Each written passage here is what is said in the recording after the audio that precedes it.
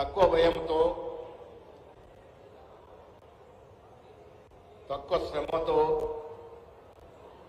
ఎక్కువ రాబడి చేయడానికి ఈ ఆధునాతన శాస్త్ర సాంకేతిక పరిజ్ఞానం ఉపయోగపడుతుంది. మనం చూసాం, ఒకటి వీల్ ఇన్వెంట్ కాకముందు మన పూర్వీకులు ఎంత శ్రమ పడేవారు. వీల్ ఇన్వెన్షన్ అయిన తర్వాత ప్రతిదీ వీల్ ద్వారా నడుస్తూ ఉంది, ప్రతి యంత్రం వీల్ ద్వారా నడుస్తారు. సో మానవుడి శ్రమ తగ్గి యాంత్రిక శ్రమ పెరగడం వల్ల మన ఉత్పత్తి రావడమే కాకుండా రకరకాల ఇన్నోవేటివ్ క్రాప్స్ చేసుకునే అవకాశం ఉంది.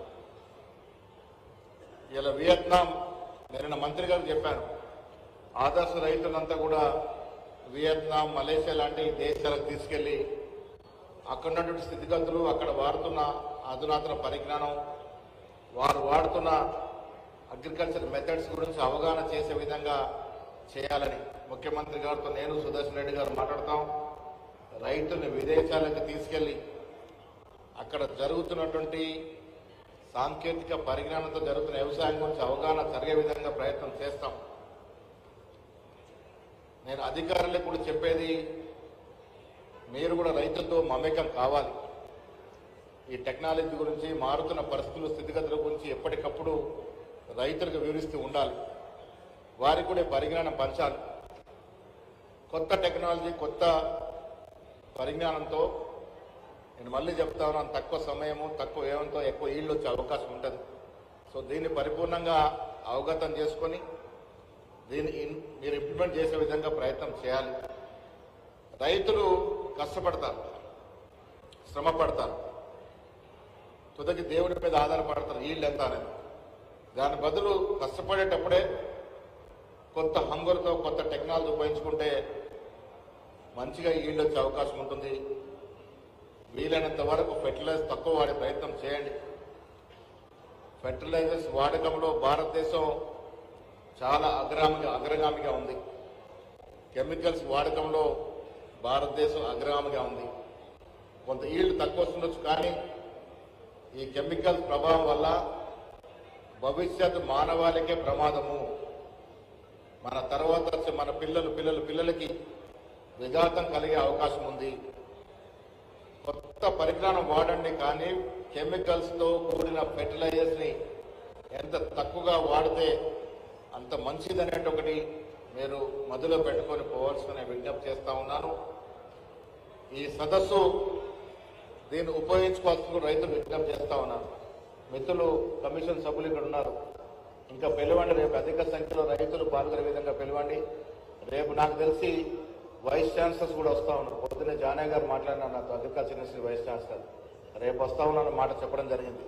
రేపు ఇంకా చాలా సైంటిస్టులు, పెద్దలు వచ్చే అవకాశం ఉంది. కాబట్టి ఇంకా రైతుల్ని పోగు చేసే ప్రయత్నం చేయాలి. ఈ అవకాశాన్ని సద్వినియోగం చేసుకునే విధంగా ఉండాలి. గంగాధర్ గారు, మీరు మంచి పొజిషన్లో ఉన్నారు.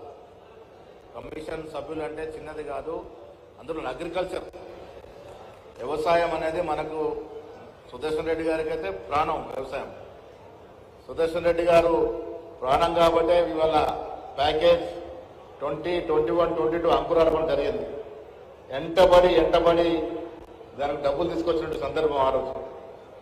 దురదృష్టవశాత్తు అవగాహన లేని ముఖ్యమంత్రి కేసీఆర్ వచ్చి ఆ ప్యాకేజీని నడిచే విధంగా ప్రయత్నం చేసినారు.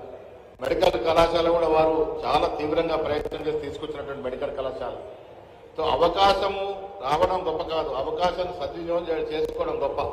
సుదర్శన్ రెడ్డి గారికి మెడికల్ మంత్రిగా అవకాశం వస్తే మెడికల్ కళాశాల తెచ్చినారు. ఇరిగేషన్ మంత్రిగా ఆనాడు చాలా కెనాల్స్ ఆధునికం చేయడంతో పాటు ప్యాకేజ్ తీసుకొచ్చే ప్రయత్నం చేసినారు. మాకు చిత్తశుద్ధి ఉంది, మీరు దాన్ని సద్వినియోగం చేసుకోవాలి. నిజామాబాద్ జిల్లా నిన్న చెప్పాను నేను ఉత్తమ్ కుమార్ రెడ్డి గారికి. నేను నిన్న చెప్పింది నిజాం సాగర్ పూడిక మీకు తెలుసు, నాకు తెలిసి దాదాపు నిజాం సాగర్లోనే ఒక 19 TMC వాటర్ వచ్చే విధంగా అంత సిల్టింగ్ అయింది.